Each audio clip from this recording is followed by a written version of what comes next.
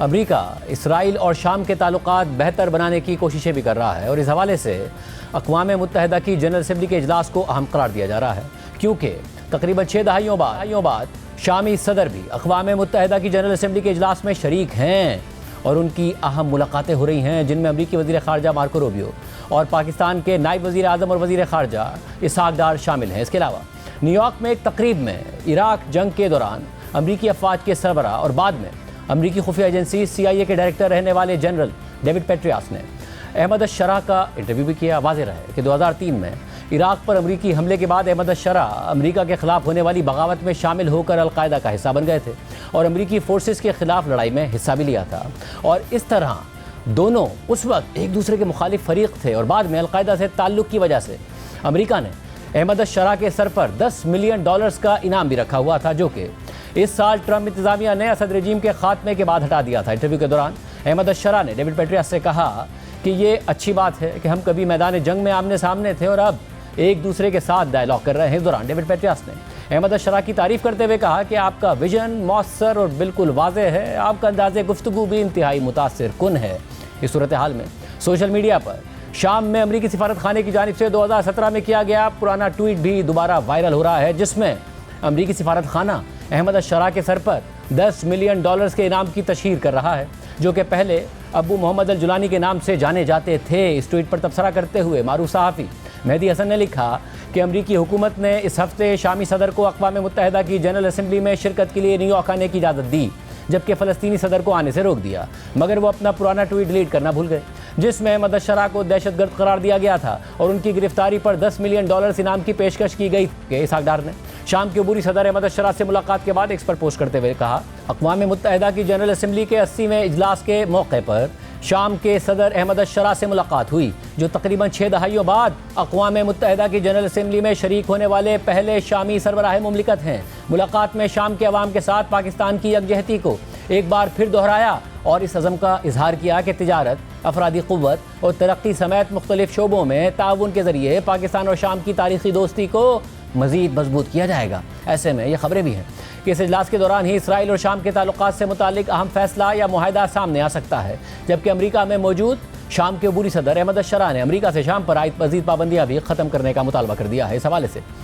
Writers کی report کے مطابق شام کے صدر احمد الشرع نے پیر کو نیو یارک میں اقوام متحدہ کی جنرل اسمبلی کے اجلاس میں شرکت کے موقع پر امریکہ سے دوبارہ مطالبہ کر دیا ہے کہ وہ 2019 کے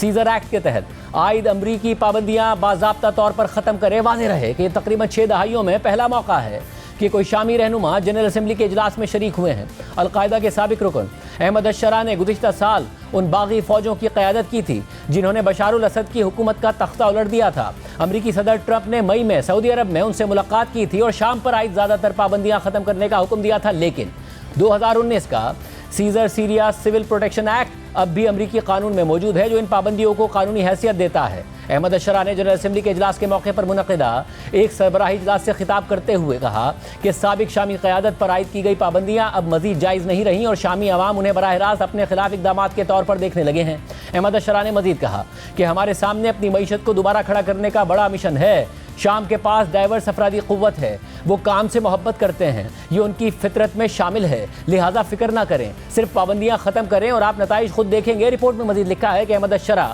1967 کے بعد اقوام متحدہ کی جنرل اسمبلی میں شرکت کرنے والے پہلے شامی صدر ہیں اور توقع ہے کہ وہ جنرل اسمبلی کے 80ویں اجلاس میں اپنا پہلا خطاب کریں گے۔ پیر کو احمد الشرع نے نیو یارک میں امریکی وزیر خارجہ مارکو روبیو سے بھی ملاقات کی۔ امریکی محکمہ خارجہ کے جاری کردہ اعلامیہ میں کہا گیا ہے کہ مارکو روبیو نے اس موقع پر زور دیا کہ ٹرمپ کی جانب سے کچھ پابندیاں ہٹانے کے اعلان کے بعد شام میں ایک مستحکم اور خود مختار ریاست تعمیر کرنے کا موقع موجود ہے، لیکن باقی پابندیوں پر کوئی بات نہیں کی گئی۔ امریکی کانگریس کے اراکین اس وقت بحث کر رہے ہیں کہ آیا شام سے متعلق سیزر ایکٹ کو منسوخ کیا جائے، جس کے تحت اسد رجیم میں شام پر وسیع پابندیاں لگائی گئی تھیں۔ کچھ امریکی قانون ساز چاہتے ہیں کہ اس ایکٹ کی منسوخی کو نیشنل ڈیفنس آتھرائزیشن ایکٹ میں ترمیم کے طور پر شامل کیا جائے، جو کہ ایک بڑا ڈیفنس بل ہے جو دسمبر کے آخر تک منظور ہونے کی توقع ہے۔ شام سے متعلق پالیسی سازی میں شامل امریکی ذرائع کے مطابق اسرائیلی حکام کئی ماہ سے امریکی قانون سازوں اور محکمہ خارجہ کے پالیسی سازوں کو شام پر پابندیاں برقرار رکھنے کے لیے قائل کرنے کی کوشش کر رہے ہیں۔ ان کا موقف ہے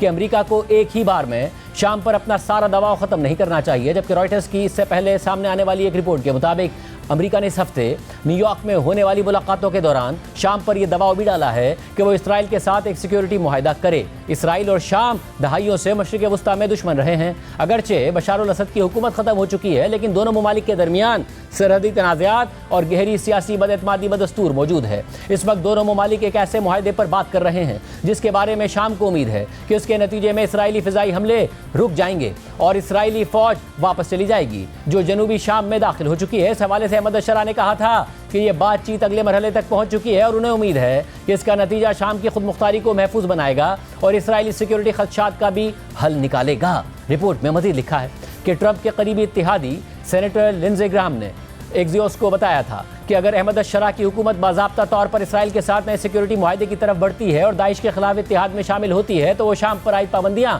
ختم کرنے کی حمایت کریں گے۔ نیو یارک میں ایک تقریب کے دوران جب احمد الشرح سے پوچھا گیا کہ کیا شام ابراہم اکارڈز میں شامل ہو سکتا ہے تو انہوں نے جواب دیا کہ اسرائیل کا شامی علاقوں پر قبضہ شام کے اسرائیل سے متعلق موقف کو متاثر کرتا ہے۔ انہوں نے مزید کہا کہ اسرائیل کو شامی زمین چھوڑنی ہوگی اور سیکیورٹی خدشات پر بات چیت میں غور کیا جا سکتا ہے۔ اصل سوال یہ ہے کہ کیا اسرائیل کے خدشات واقعی سیکیورٹی کے بارے میں ہیں یا توسیع پسندانہ عزائم پر مبنی ہیں، اور یہ بات چیت ہی اس چیز کو واضح کرے گی۔ رپورٹ کے مطابق شام 13 سالہ خانہ جنگی کے بعد اب بھی شدید طور پر تقسیم ہے۔ احمد الشرح کے مطابق کردوں کی قیادت میں قائم سیرین ڈیموکریٹک فورسز کے ساتھ معاہدہ مؤخر ہو گیا ہے جو ملک کے شمال مشرقی حصے پر قابض ہیں۔ احمد الشرح نے مزید کہا کہ کرد جماعتوں کی جانب سے اختیارات کی تقسیم کی کال دراصل علیحدگی کی طرف قدم ہے جو ایک بڑی جنگ بھڑکانے کا خطرہ رکھتا ہے، اور یہ صورتحال عراق، ترکی اور حتیٰ کہ شام کے لیے بھی خطرات پیدا کر سکتی ہے۔